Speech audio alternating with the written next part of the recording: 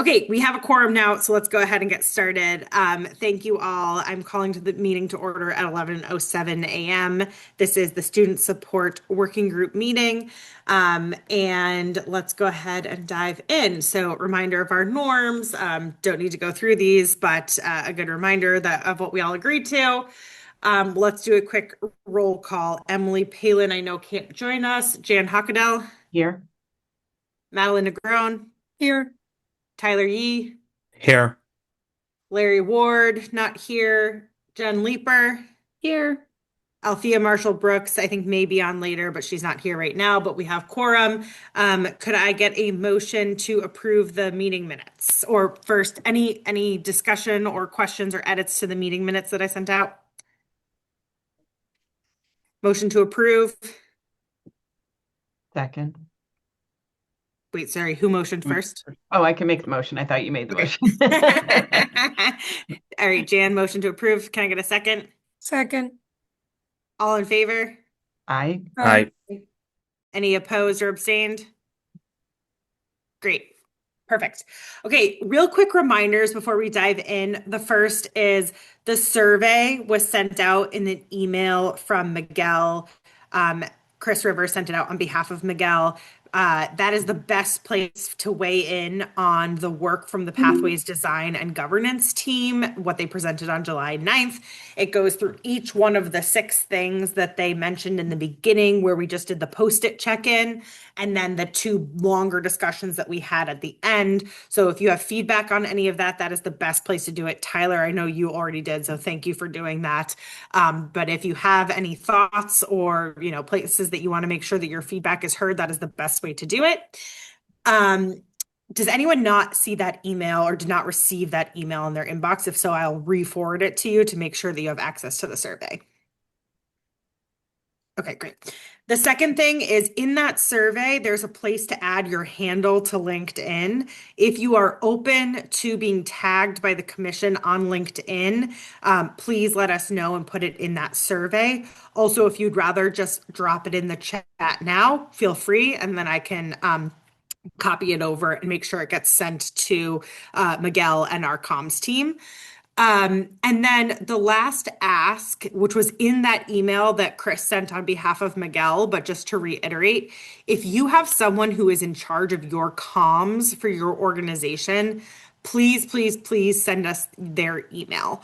We are going to start a process by which we are in contact with the comms folks from each of your organizations. And as we're putting out LinkedIn posts, press releases, op-eds, etc., that will enable us to coordinate with those folks about spotlighting commission members, but also reposting things, and just making sure that we have a coordinated comms effort. Any questions on any of those 3 things? Okay, great. All right, agenda for today. We have done the call to order, the roll call, and approving the minutes, which is great.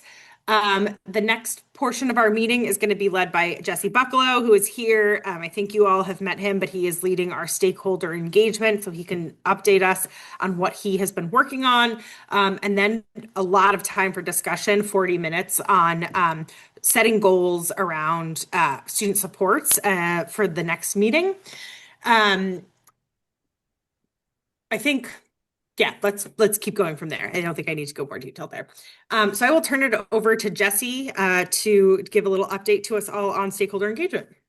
Awesome. Thanks. And I think I have met everyone here. I am going to present this from my phone because my laptop's in another room being used for a hybrid meeting. So we'll see how we do at this. So just to start off, this slide is just sharing kind of high level stakeholder engagement at a glance. So far, we've engaged 550 stakeholders across a variety of sectors tied to career pathways and through a variety of methods, from one-on-one interviews to site visits to focus groups. I think the key headlines for this group here are that we've engaged 81 K-12 districts and 27 higher ed institutions, and continuing to meet with employers. The next 2 slides are for you to just reference down the line, but this is to show how many districts across which regions in Connecticut we've engaged with, and the other list is just the list of higher ed institutions we've engaged with.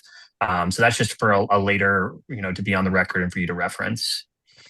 This slide is sharing so far like the key preliminary themes we've heard as it relates to your work stream. It's text heavy. There's a lot of quotes from high school students, principals, superintendents. So you can reflect on those later, but I'll just kind of share the key headlines for these themes. Like one of them is that students are really valuing trusted adults, but the access to trusted adults is really inconsistent across schools. The second piece is around that a lot of career pathway opportunities are saved for kind of the junior and senior year. And students really have this eagerness and desire to have those opportunities and that progression earlier on in high school. Another thing is around just advising capacity, and that depending on the school, what's available in terms of career advising and career navigation is really inconsistent.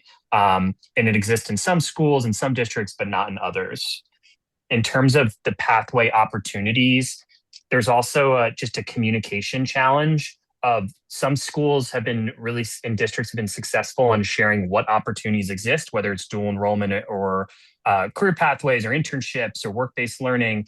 And other students are just learning about it through their peers or in a class and not necessarily, it's not embedded into the way the school is reinforcing it through communications. Another piece is just around the credentialing barriers. So schools are really struggling to approve qualified instructors for dual enrollment or industry professionals. And this, while people might exist to teach it, the credentialing rules really limit that access. And the last piece is what we've kind of heard through focus groups is that we still have this college first culture where college and career are treated as separate paths, with college as the default. And so I think, part of our work in the Career Pathways Commission is about trying to shift that culture to a more balanced approach where they're integrated and intertwined with each other. So those are like the key themes. And we'll come back to those in a moment. Your commission meeting is August 13th. And so this is kind of the schedule of key stakeholder meetings at the moment coming up. And I think as you are all shaping your thoughts for the meeting on August 13th, it's important to think about like we're meeting with principals and teachers and parents and students at first week of August, and to just start thinking about like, what are the questions we want to ask them, and like starting to think about that now, and the things we want to pressure test with these stakeholder groups that can help inform you shape kind of your presentation for the 13th. And these are like the two questions I think we want to use the next 5 minutes for. So I just kind of shared those themes. There's many others, but just trying to fit it on one slide. So just wanted to ask, like, do these themes match what you already believe about student supports? Is there something that doesn't add up or something that you want to see more validated? And then the second piece of this is like, what haven't we asked stakeholders yet? Or what are things you like want to make sure we ask for those future meetings as we head towards recommendations? And just to share that Riley and I had a quick meeting yesterday, and one of the two things we want to flag for questions in future engagement is how schools are just using data for advising. And the second piece is exploring school partnerships with CBOs to support career pathways. So if helpful, we can go back to the schedule slide, or we can go back to the theme slide, depending on where you all want to engage with those questions. And just to follow up while people are thinking, I will send out a survey to our working group to collect other questions that you want to make sure are asked of different stakeholder groups. Again, Jesse mentioned this, but we have a principal one, a teacher one, a student one, a parent one. So across those different stakeholder groups, we can make sure that we're getting the questions. But while we have Jesse here with these 4 minutes, are there any of these themes that you want to pressure test further, or any themes that you don't see represented here that you want to make sure we ask questions to, and which stakeholder groups do you want to know them from? That's a question, Riley. I'm sorry I'm off camera. It'll be just a couple minutes. No worries. Before I can be on camera. One of the stakeholder groups that I would love to hear from are actually educators, and what we could be doing or what could be done in their districts or buildings to help them feel more empowered. Yeah. It's been a theme, at least since I've been in the legislature, that our teachers do not really feel empowered. They feel pretty low morale. They don't have a lot of autonomy. And I wonder if we ask them what would need to change for you to feel like you had the capacity to better connect with your students, Yep. to be the trusted adult for more of your students. Like what would they come back to us with? What are they looking for? Because I think without loosening up sort of that piece of the system, I think we'll have untapped potential. Totally. Yeah, just on that, Jen, we asked kind of a broad question around that with a group of AFT teachers a week or two ago. So I can report back on that at a later time about what we heard. And then we have an upcoming meeting with the CEA board of directors, which are all teachers across districts. And so we can explore that further with that group too. That's awesome. Thanks, Jesse. Jesse, and is my recollection correct? Didn't we also collect data already from school counselors? We did. And we also have another school counseling group coming up, but now, that's later in September. So we had an initial school counselor group, and we're meeting with a second one later in September. So by then we'll have some more ideas to pressure test through recommendations, but I can also share the themes of that school counseling group at a later time. And team, for our presentation on the 13th, I think it would be powerful, but I want to run it by you guys to like get some slides with key quotes and themes from stakeholder groups. Is that something that you all would want to put forward for the 13th? Yes. We Yeah, I need to think bring that their makes sense. voices into the presentation. I'm trying to get some student testimonials. So that's like short 60-second videos. And so I'm working on that through the students we've engaged so far. So I can't promise that, but I think that's a desirable goal from Miguel. And so we're working on that as well. And Jesse, can you also remind what's the survey that's being worked on too? Yes, so we're working on a student survey. We're calling it kind of the 90-second to 2-minute survey to better understand how students are experiencing career navigation and just like overall career pathways experience. And so right now, working with Riley and Cardona's team to shape that. And then we're going to have to, it's hard to get that out during the summer. So it's going to we're going to, get as many folks as we can through the channels we have available, and then continue to collect responses once the school year starts. But it'll be a very, very short student survey that's simple, that gives us some quantitative data on how students are experiencing career navigation at the moment. Awesome. We have 1 minute left with Jesse. Is there anything else that you feel like a group that you want to make sure we're talking to, a question you want to make sure we're asking? And of course, we can also take your feedback offline, but anything that's a burning thing that you want to make sure we talk to Jesse about before we let him go? Awesome. Madeline, were you going to come I'm off sorry, mute? Riley, I just couldn't unmute fast enough. Besides the engagement plan for the 5th with parents and families, because I see the Connecticut Cradle to Career Coalition parents, are there additional parents that we are attempting to collect input from?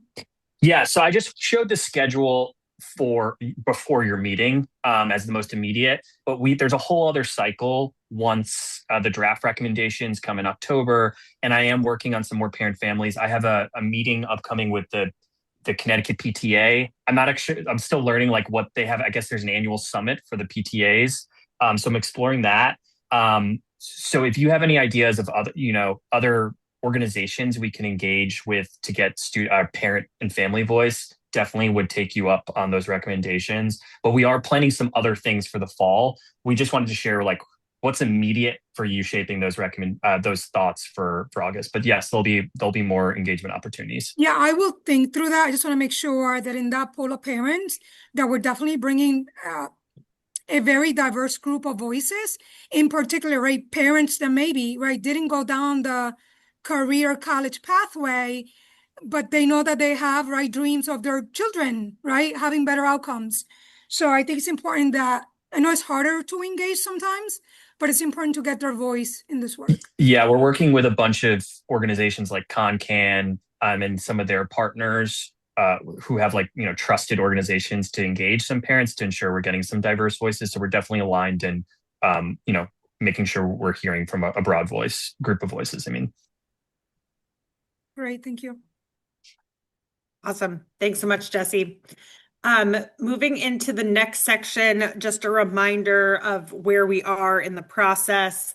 August 13th is our big meeting. We'll be splitting time with Ben's team on student access. Just so everyone knows here, Jan, Madeline, and Emily, our co-liaisons, have been invited to the working group meetings of student access, just so there's some cross-pollination happening. And the same thing will be happening vice versa, where you may see student access co-liaisons pop into these meetings or co-liaison meetings from time to time, because we are presenting together, just making sure that there is cross-pollination happening to make sure it's a seamless presentation.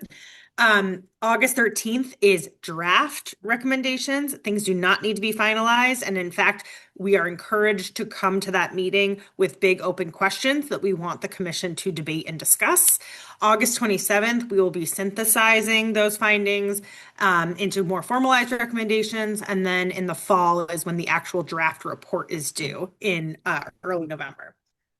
So just a sort of visual representation, we are here July 22nd. This is our working group meeting about setting more micro goals. So we have our big 3 goals that came out of the discovery meeting around advising, framework for learning, and educator supports, but now breaking those down even further.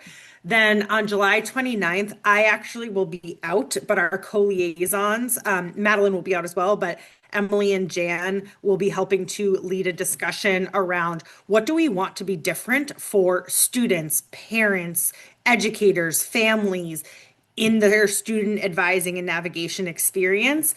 So our meeting next week will still happen. It's just that Madeline and I will not be there. August 5th is when we're going to dive much deeper into the specific recommendations. If we're setting these micro goals today, how do we get there? That's what we'll be talking about on the 5th.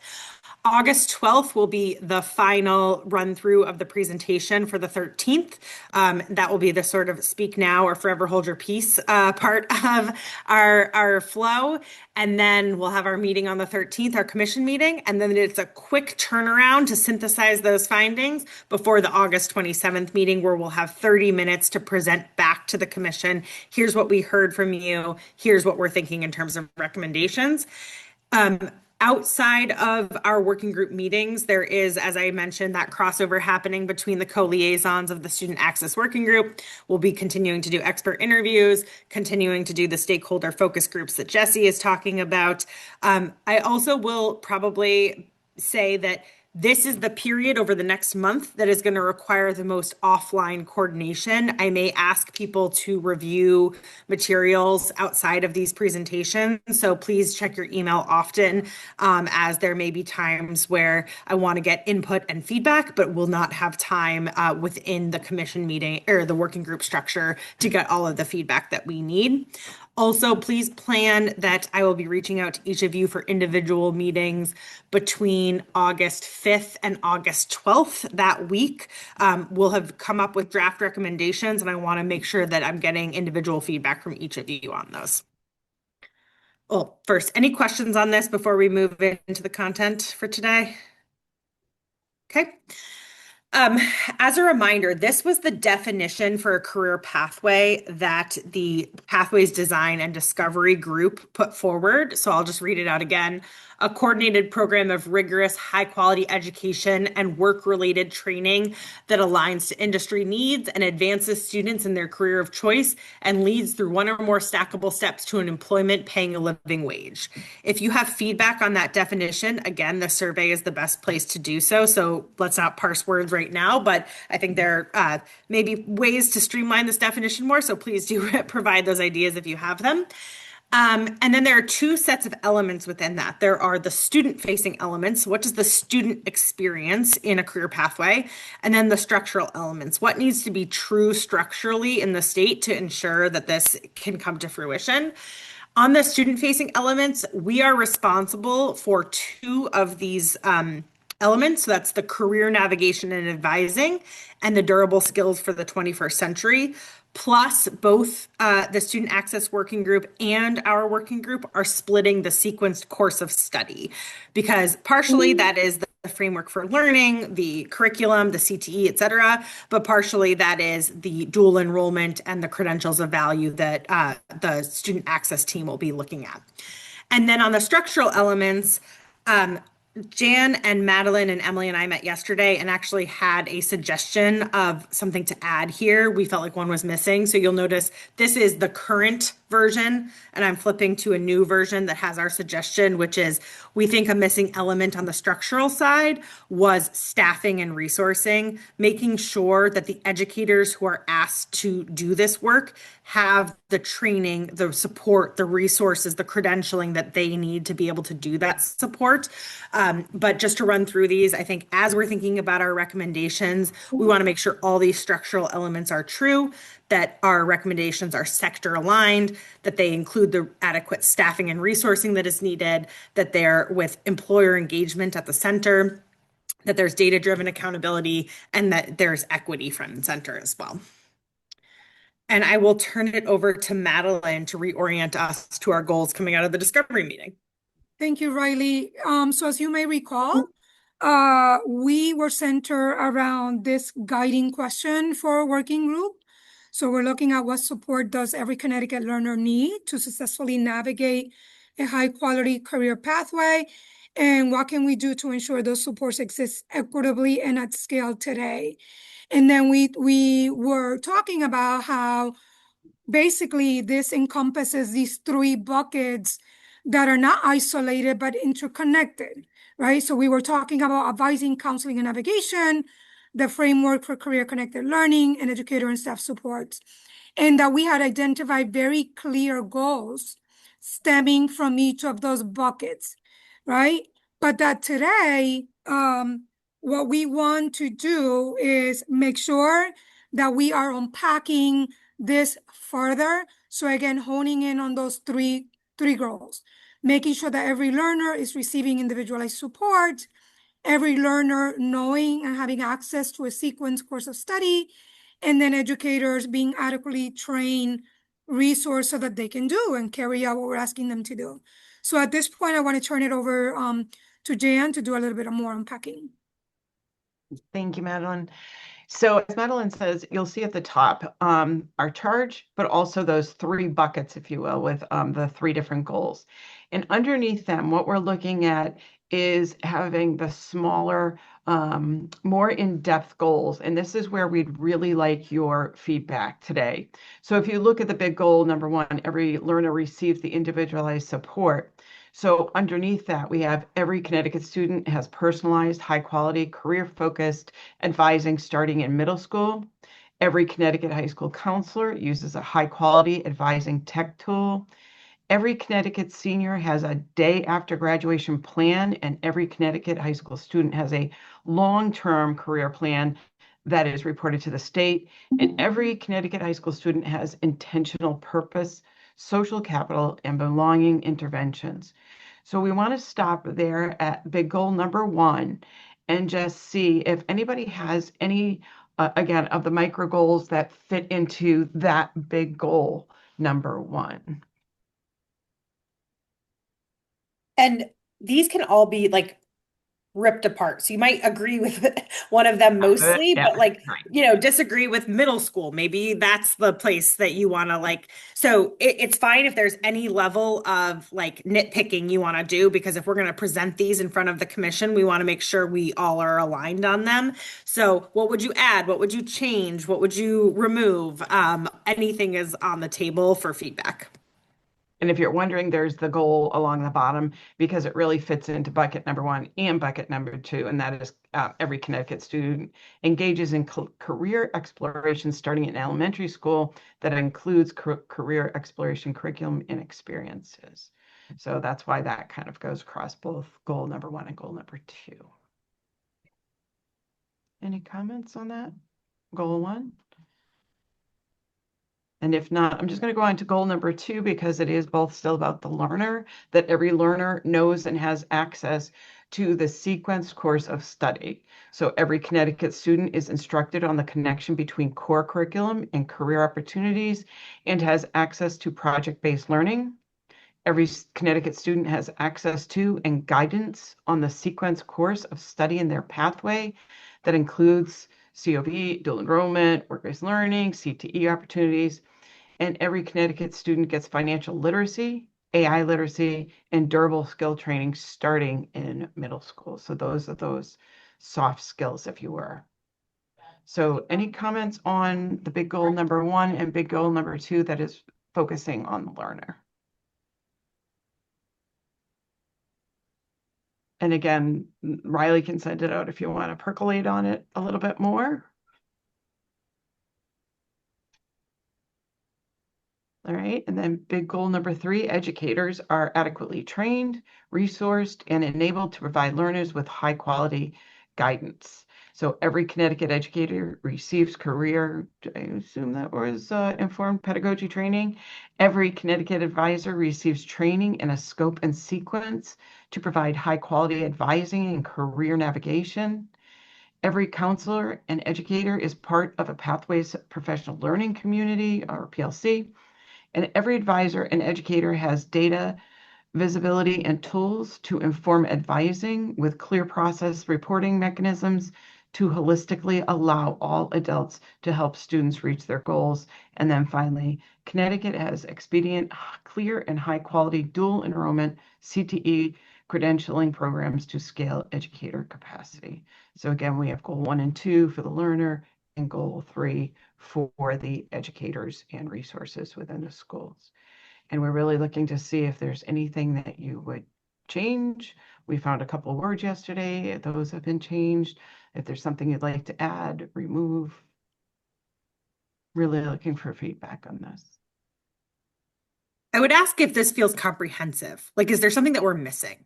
Does there feel like a goal that hasn't been set?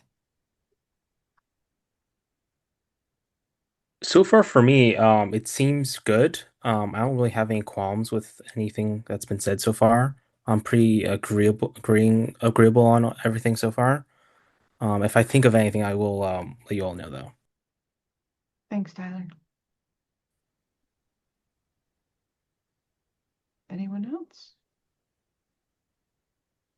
I know we're throwing a lot at you. Yeah. So appreciate that. Is there, I think one of the biggest questions I have is the timing. Like, does this feel like we're implementing these at the right times? Like, is middle school the right time? Is elementary school, like, when should we be holding schools accountable to doing some of this? So would be curious if any of these feel off in terms of like who the target is.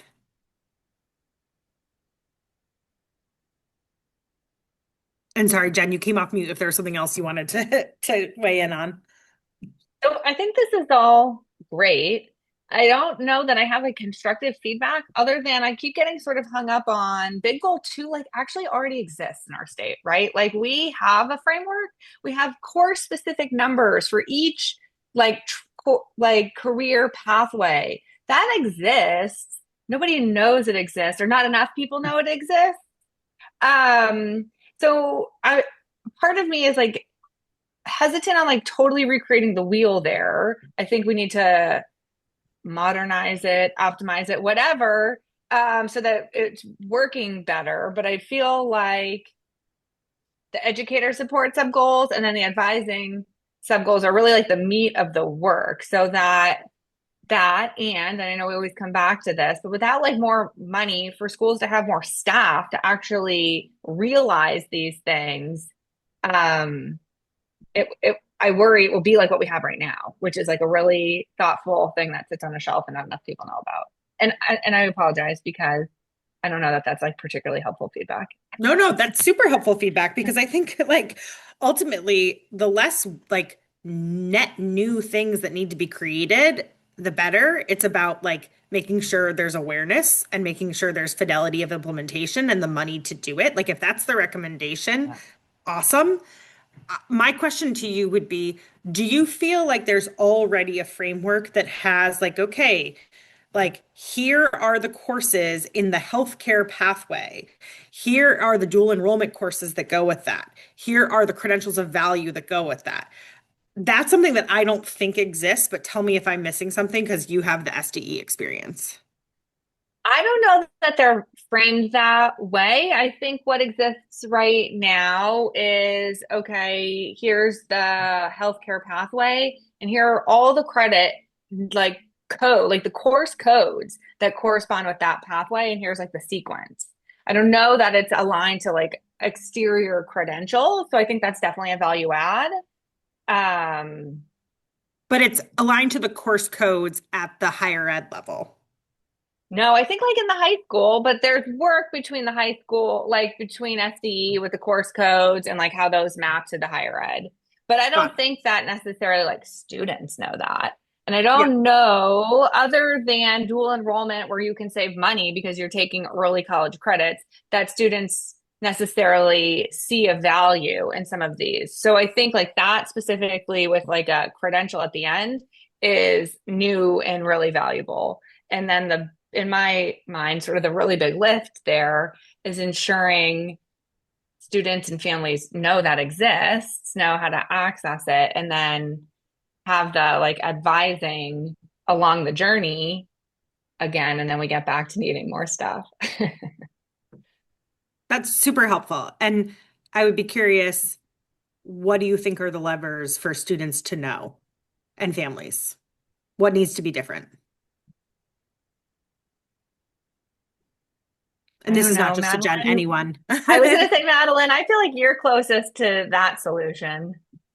So I've been pondering on your feedback that right when you said like you believe that like the framework exists.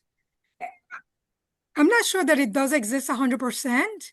I think that there's pockets of this work that currently exists and that people maximize. But I think it's like one more could be out there so that we ensure that it is available regardless of what district you go to, so that students can have access to these opportunities. I'm not sure that that's there, and I agree, and I am with you in the same sentiment. Without the dollars behind the stuff, it doesn't matter what we build. It's not going to get anywhere. We're going to end up again where we started, because how, even with the best intentions, how do we actualize it, right? How does this roll out if we don't have the dollars and the staffing that we need? So that's where I'm at.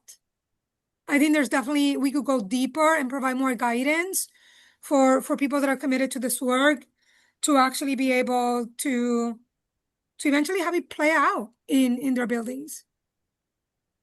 And to probe further, when you say more dollars, because I think we all know that's part of this, right? More dollars. What specifically do you feel like the dollars need to be allocated towards? Is it hiring more counselors? Is it having more teachers? Is it more training? Like, is it all of it? But like, if you were going to write legislation and prioritize, like, this is what we really need funding for, what are the gaps that would enable some of these goals to be actualized? For me, Riley, it is so broad because if you're in a district like mine, right, where we're constantly cutting to balance budgets, and my priority is career pathways. Right now, I have 5 pathways that are up and running. I have student outcomes to speak to that in terms of the benefit. Everything was lifted out of federal grants and, current grants that we use from the state to be able to do that. But when we map it out, to even think about how do I sustain that, I'm really worried. 3 out of these pathways, without additional money, I can't run, right? Because I know the grand cost of them trying to be efficient. I need about $500K just to run the pathways in the manner that I'm doing them, right? But without additional $500K coming in, I don't know how I do it. And that is a gamut of things, from the environments, right? Learning spaces and being equipped with the things that kids need to be able to practice, to the staff, right, that is running those courses, to the mentoring and the advising that my people are getting, to the part-time money that I'm paying people to do all this workforce like alignment, major components, right? That even with cutting the corners to save money, 3 pathways, small numbers, that's 500K. Mm-hmm. What happens when I go broader to bring in all these key components that I know, yeah, are some of my kids getting it? Yes. Are all my kids getting it? Absolutely not. They're not. And is 500K your ongoing annual cost, or does that also include like fixed one-time startup Oh costs? no, this is like startup stuff. Yeah. Right now I'm thinking I have a manufacturing lab, right? Partnership with Electric Boat, doing really, really well.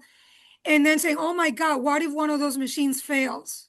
Mm-hmm. I don't have money to, in case a machine fails, what happens to all my kids that are in their courses, right, in their schedule? What do I do? So that's my summer brainstorming. Where do I find dollars to put aside in the event that a machine fails? And Those you are- already have pathways up and running.